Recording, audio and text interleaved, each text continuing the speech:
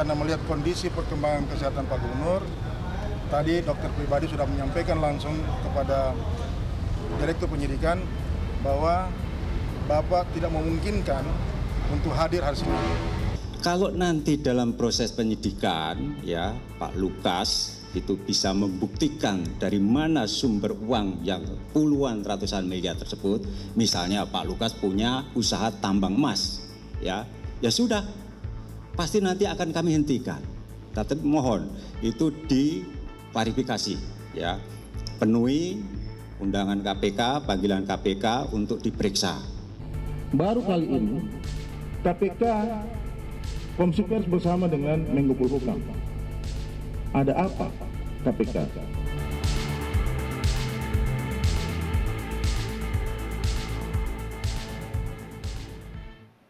Saya langsung ke Pak Abdul Fikar. Kita bicara mengenai strategi pembuktian dan strategi pembelaan, Pak Abdul Fikar. Ya. Kalau tadi Bang Rifki ya, tadi bilang bahwa ini harus dibuktikan secara hukum. Apakah ada korelasi kalau memang strategi pembuktian pembelaan dari tim pengacara Lukas NMB adalah ini, bahwa ada kriminalisasi berhubungan dengan kejadian di 2017 kemudian 2020. Bagaimana kemudian merangkai ini? Apakah kalau memang terbukti bahwa ada kejadian di 2017 dan 2020, apakah ini serta-merta kemudian menghapuskan unsur pidana dalam gratifikasi, dugaan gratifikasi dan dugaan korupsi? Ya, oke. Intervensi atau pengaruh ya terhadap penegakan hukum itu mungkin terjadi. Ya, maksud saya sangat mungkin bisa terjadi. Ada probabilitas itu ya, ada kemungkinan di situ. Intervensi kekuasaan atau intervensi uang itu sangat mungkin gitu ya. Tapi apakah di dalam satu peristiwa itu ada, kan begitu ya. Nah, kalau melihat rentetan peristiwa ini, saya kira intervensi politis gitu ya, itu sangat kecil gitu. Kenapa?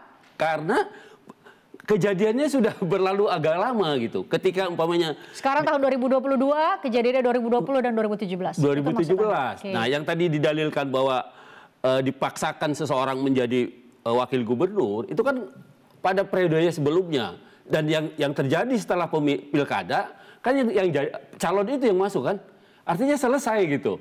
Kalau memang itu bagian peristiwa sekarang ini kriminalisasi dan bagian dari peristiwa itu, pasti ada upaya-upaya yang dilakukan kan, yang terus-menerus gitu. Pertanyaannya kenapa baru sekarang kalau memang dikriminalisasi? Kenapa baru sekarang? Itu satu. Yang kedua, saya kira KPK juga sampai sekarang kita percayalah, meskipun pimpinannya polisi, ya, ketua komisinya masih polisi aktif, saya percaya KPK secara institusi tidak ada pengaruh dari mana-mana. Artinya murni penegakan hukum. Oke, Mas, tadi siapa yang memanggil saya, Mas Boyamin ya? Ya, Mas Boyamin. Pris, ya, ini kan sama dengan begini. Kalau kemudian KPK menangani seorang bupati, nanti tuduhannya karena diorder wakil bupati yang ingin naik jadi bupati. Terus nanti gubernur juga begitu, kalau gubernur yang lain lah ya. Atau menteri pun ternyata diganti orang lain. Jangan-jangan dulu yang meng-hire KPK menangkap menteri adalah calon menteri yang sekarang jadi menteri. Begitu kita turuti terus kalau proses-proses apapun, kalau hukum sekarang gini. Korupsi itu menyasar kalau tidak pengusaha ya penguasa. Artinya jabatan-jabatan politis. Sudah tahu Anda punya jabatan politis, ya jangan bikin lubang supaya tidak ditembak. DPR RI pun bisa bercerita begini, ditangkap KPK karena diorder oleh calon penggantinya, calon pengurus pengganti di bawahnya biar dapat PAW. Nanti akan berkelindan di situ terus. Jadi ini suatu yang tidak sehat lah. Yang penting ini ada case hukumnya, ada tidak, dan kemudian kalau diuji pra peradilan atau sekalian liga besarnya ya ikuti proses hukum ke pengadilan. Jadi kalau toh itu akan begitu terus ya nanti semua korupsi tidak bisa dijalankan, karena korupsi itu kalau tidak penguasa adalah pengusaha. Pengusaha nanti juga ngomong begini, wah saya ditangkap KPK itu karena ada kompetitor, dulu saya menang proyek bendungan 1 triliun, kemudian yang kalah kemudian cari-cari kesalahan saya terus lapor KPK. Nah ini kan panjang nanti namanya. Terima kasih, Bris. Oke, nah terima kasih Mas Boyamin. Saya mau ke Pak Abdul Fikar lagi tadi soal kan kalau diikuti oleh publik Pak Lukas NMB saat ini masih tetap ada di Jayapura di kediaman ya, diinformasikan oleh Bang Rifai tadi juga tidak pernah diperiksa. Ini juga jadi pertanyaan, kok nggak pernah diperiksa serta merta kemudian jadi tersangka sih? Itu sangat mungkin. Ya, gini. Dari pengalaman penegakan hukum yang lalu, memang seringkali yang ditetapkan sebagai tersangka itu adalah salah seorang dari yang tadinya berstatus sebagai saksi, gitu. Tetapi itu tidak ada ketentuannya sebenarnya, ya. Siapapun yang berdasarkan alat bukti yang cukup, begitu di dalam KUHP, kemudian diterjemahkan alat bukti cukup itu adalah dua alat bukti minimal, ya. Bisa ditetapkan gitu, meskipun dia belum diperiksa gitu. Ya, jadi nggak ada masalah secara yuridis, sebenarnya nggak ada soal gitu. Kalau Pak Lukas NMB sendiri tidak, saya coba mencari kata-kata yang tepat, tidak masalah atau tidak mempertanyakan penetapan status tersangka walaupun belum pernah hadir di KPK, Bang Rifai? Ya, saya kira kuasa hukum sudah menyatakan bahwa menganggap bahwa status tersangka yang diberikan ini perlu ditinjau kembali gitu kan, karena di samping tadi yang disampaikan oleh pakar pidana tadi, namun ada juga keputusan Mahkamah Konstitusi tentang penetapan status tersangka seperti itu harus melalui tahapan diperiksa terlebih dahulu. Nah, oleh karena itu saya kira tim hukum seperti apa yang dikatakan oleh Bang Rifki tadi, ini semua mempunyai alasan dan catatan-catatan. Jadi memang lebih elok kalau kemudian yang dijelaskan oleh tim hukum sendiri. Mereka memiliki catatan-catatan sejarah, catatan-catatan politik, dan catatan-catatan ini bisa disampaikan ke publik dan bisa dipertanggungjawabkan. Dan saya berkeyakinan bahwa tim hukum Bapak Lukas NMB memiliki catatan itu semua dan siap mempertanggungjawabkan apa yang telah disampaikan kepada publik. Oke, kami selagi-lagi saya ingin menyampaikan kami sudah mengundang, namun beberapa waktu lalu kemudian salah satu tim pengacara Lukas NMB menyatakan masih di kediaman Lukas NMB dan tidak ada sinyal di sana, jadi tidak bisa bergabung secara virtual dengan kita.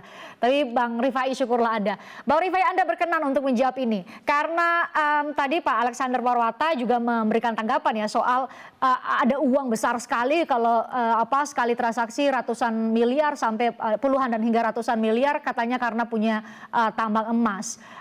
Ada juga warga di sana, warga lokal yang mengatakan nggak ada tuh tambang emas. Kalau informasi dari Pak Lukas ke Anda benar punya tambang emas? Jadi begini, saya kira semua memiliki catatan. Ya, buka dong catatannya gimana? Yang ada di tambang rakyat yang disampaikan itu saya kira ada, dan mereka itu memiliki catatan administrasi yang jelas. Nah, yang kedua, apa yang disampaikan oleh pimpinan KPK, saya kira kita harus berada pada koridor hukum yang sudah berjalan. Saat ini prosesnya adalah penyidikan terhadap gratifikasi 1 miliar. Ini kita juga fokus ke sana. Pak Gubernur menyatakan saya fokus betul dengan kasus ini dan tim hukum diminta untuk fokus juga terhadap kasus ini. Mengenai hal-hal lain yang muncul di media dan sebagainya, kami anggap itu merupakan hal yang tidak ada korelasi langsung dengan kasus yang sedang berjalan saat ini. Kalau toh itu nanti menjadi pengembangan, saya kira nanti prosesnya bukan di publik seperti yang dikatakan oleh teman-teman tadi semua. Prosesnya adalah proses di persidangan yang bisa membuktikan semua itu. Bang Rifai, saya selalu mengikuti kasus-kasus korupsi sebagai wartawan. Saya ada di Pengadilan Tindak Pidana Korupsi dan saya juga mengikuti bagaimana kemudian ada perkembangan dari proses penyidikan hingga ke penuntutan. Banyak sekali kasus yang dimulai dengan angka sedikit kemudian di pengadilan bisa banyak sekali. Saya mau konfirmasi kepada ahli pakar hukum pidana karena saya sebagai penonton di pengadilan.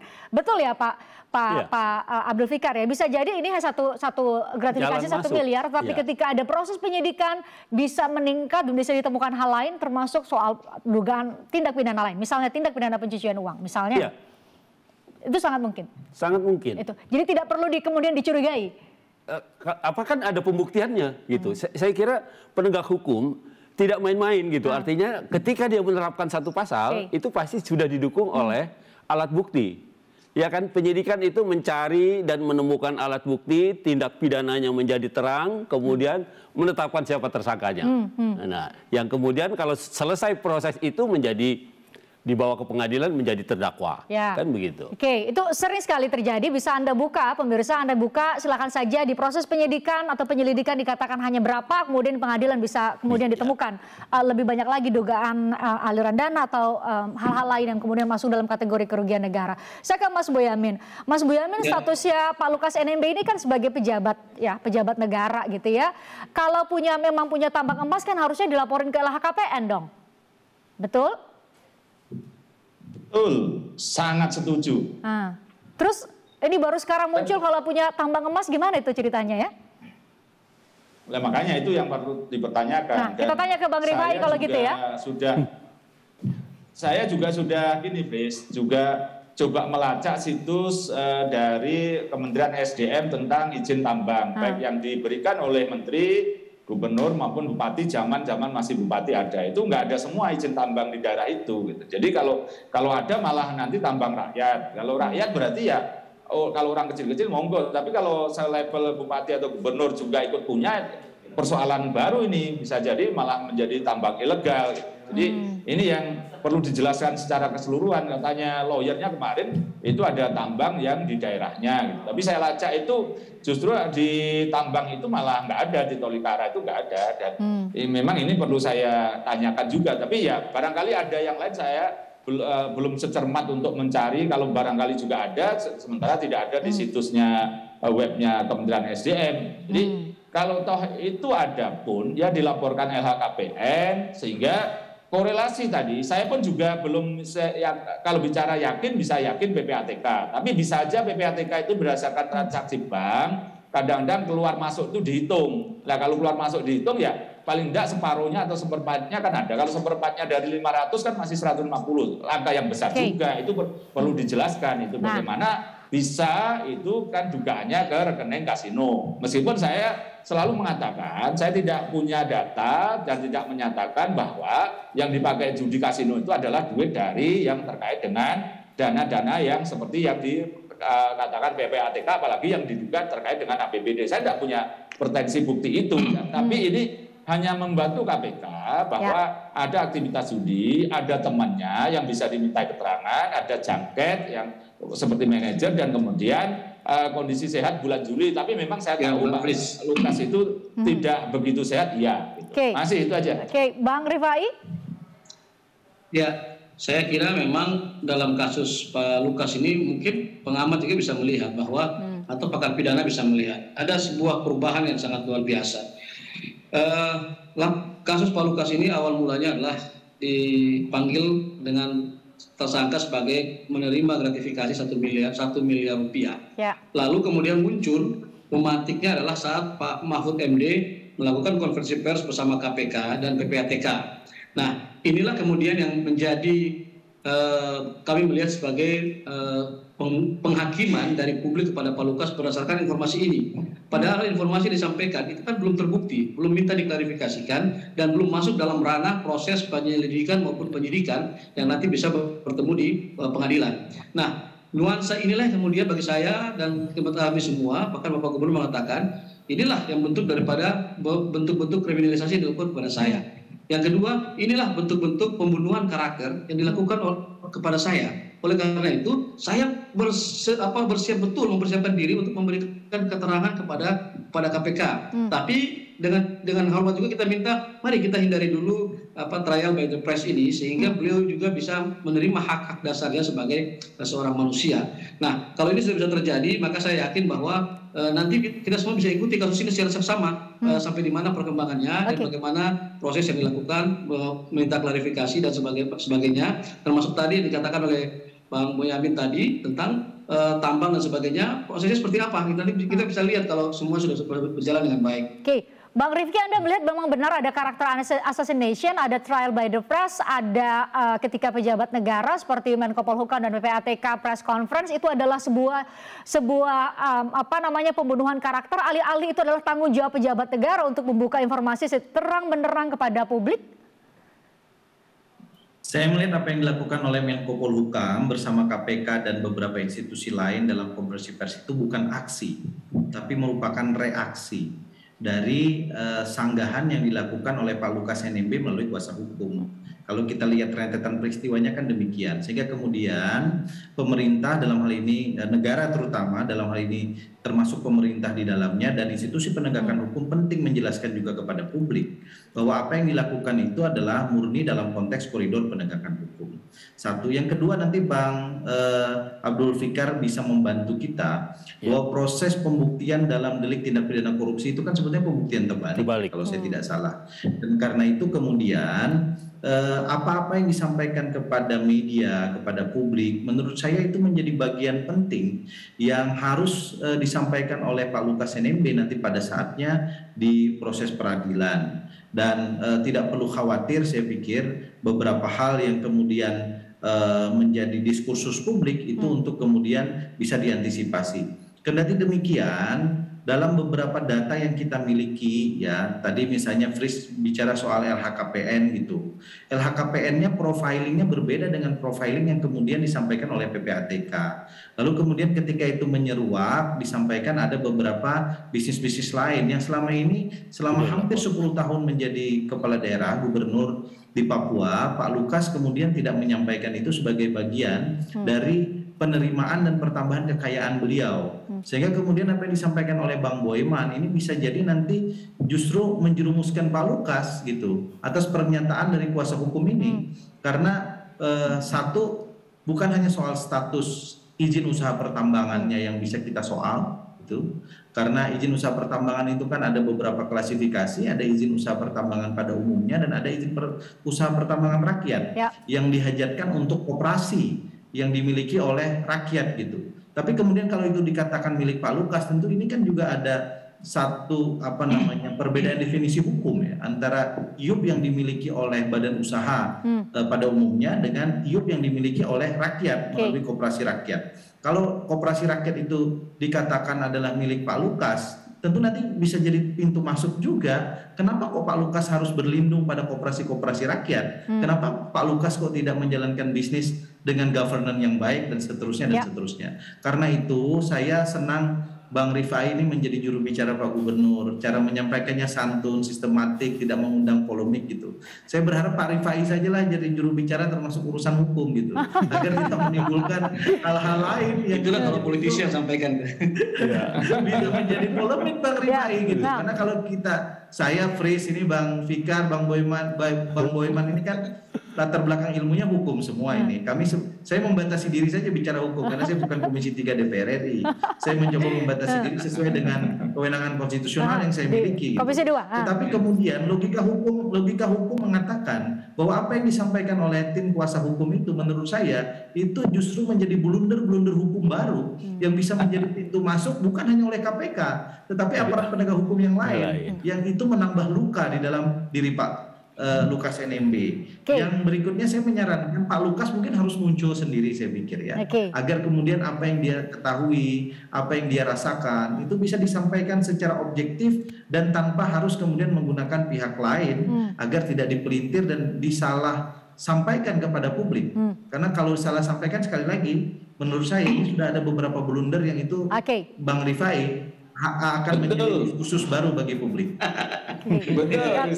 Nah, kata Mas Boyamin katanya. Jadi kemarin gini loh, Fris, saya boleh nambah dikit aja, Fris. Ya, sedikit saja sebelum kita jeda, Mas Boyamin. Ya, blunder tadi pernah saya dikatakan rasis itu oleh kuasa hukumnya. Saya kaget itu. Rasis saya di mana gitu. Terus kedua, saya mau dilaporkan ke polisi, ya langsung saya jawab. Langsung aja sekarang dilaporkan polisi, tidak usah besok saya gitu kan. Masih. Ini jadi pertanyaan tadi Bang Rifki bantu host nih Bang Rifai. Ini jadi kapan Pak Lukas mau muncul ke publik? Ya, saya kira sabar saja karena komunikasi itu sedang berjalan. Begini, melihat kasus di Papua ini, itu saya katakan awal sekali saya sudah sampaikan bahwa kasus Pak Lukas ini dalam perkembangan hukum bisa menjadi value hukum baru. Atau mendapatkan sebuah catatan hukum baru terhadap proses penegakan hukum di Papua. Oleh karena itu saya berkeyakinan, karena mungkin background juga hukum, jadi berkeyakinan bahwa tahapan yang dilakukan oleh Pak Gubernur sekarang ini, beliau sudah berkomitmen dan komitmen beliau tidak pernah berubah. Beliau orang yang kalau katakan A tetap A, B tetap B gitu. Yang komitmen beliau adalah saya harus ke KPK memberikan penjelasan. Tetapi dua hal, yaitu pertama masalah kesehatan saya. Karena suara beliau itu kan tidak terlalu sempurna. Ini kan bisa mempengaruhi juga saat memberikan keterangan. Dan kesehatan kaki beliau juga belum terlalu membaik begitu. Yang kedua adalah memberikan pengertian, pemahaman kepada masyarakat yang berada di menjaga rumah beliau. Ini butuh waktu. Nah, sehingga saya katakan value hukum baru ini yang kemudian bisa dilakukan oleh para penegak hukum dan para pemerhati hukum untuk bisa melihat bagaimana kondisi dan situasi penegakan hukum yang berbeda atau yang agak berbeda begitu di Papua ini bisa menjadi masukan yang baik bagi kita untuk bisa bagaimana mengelaborasi proses-proses penegakan hukum ke depan. Oleh karena itu sekali lagi saya ingin sampaikan bahwa Bapak Lukas NMB, Gubernur Papua ini sangat komitmen untuk memberikan keterangan kepada KPK dan kita tunggu saja karena komunikasi dan kooperatif itu sudah berjalan terus sampai tadi siang berkomunikasi langsung dengan Direktur Penyidikan KPK Pak Guntur. Dan saya kira pasti Pak Guntur juga mengetahui hal itu. Beliau bicaranya kan tidak terlalu jelas, pelan-pelan dan masih dibantu oleh yang berada di kanan kirinya. Jadi dalam waktu dekat belum akan muncul ke publik atau setidaknya memenuhi panggilan KPK untuk memberikan keterangan. Anda mau menegaskan itu? Ya, saya kira kita menunggu waktu saja. Cepat pasti. Saya juga ingin menegaskan atau meminta konfirmasi dari Anda bahwa saat ini ada 2 kali panggilan dan tidak datang ke KPK. Satu sebelum berstatus sebagai tersangka dan setelah menjadi tersangka itu bukan untuk mangkir atau lari dalam tanda petik dari proses hukum yang ada? Oh tidak, Pak Lukas NMB ini adalah seorang gubernur yang lahir dengan proses yang cukup luar biasa. Ada sejarah kebangkitan masyarakat Papua di situ. Kemudian beliau adalah big man, beliau adalah kepala suku besar juga. Dan ini saya kira beliau menjaga kehormatan itu. Bagi orang Papua, kehormatan itu harga diri di atas segala-galanya. Oleh karena itu beliau pasti menjaga ini dalam rangka bagaimana tetap menjaga perdamaian yang ada di Papua. Kecintaan beliau terhadap NKRI sangat luar biasa, saya kira. Ya, oke. Usai jeda saya ingin membahas satu hal selain tadi soal proses pembuktian di ranah tindak pidana korupsi seperti apa. Satu hal, Anda mungkin masih ingat tadi kami tayangkan Alexander Marwata salah satu komisioner KPK mengatakan kalau memang bisa dibuktikan ada tambang dan asal bicara mengenai asal uang ya. Karena Anda mengikuti betul bagaimana ada puluhan sampai ratusan miliar yang diduga dibawa ke kasino untuk melakukan kegiatan judi online. Apakah hanya berhenti di situ? Kalau memang bisa dibuktikan asal uangnya, apakah sebagai pejabat negara boleh dalam tanda petik ada atau melakukan kegiatan judi online? Saya akan tanyakan ini juga pada anggota Komisi 2 Bang Rifki, tapi kami harus jeda, usai jeda kami akan kembali untuk Anda.